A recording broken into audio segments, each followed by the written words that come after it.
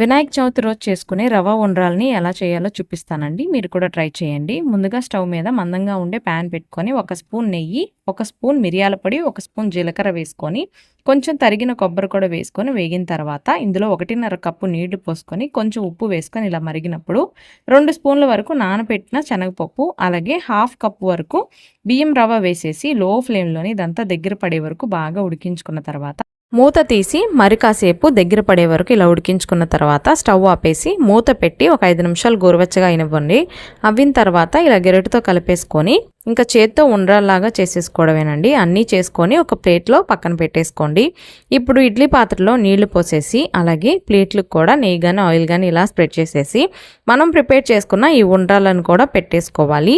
పెట్టేసి మూత పెట్టి ఒక 10 నిమిషాలు మీడియం ఫ్లేమ్లో ఉడికించుకున్నారంటే ఎంతో కమ్మగా ఉండే రవ్వ ఉండ్రాలు రెడీ అయిపోయింది. తప్పకుండా ట్రై చేయండి. అలాగే సబ్స్క్రైబ్ చేసుకోండి.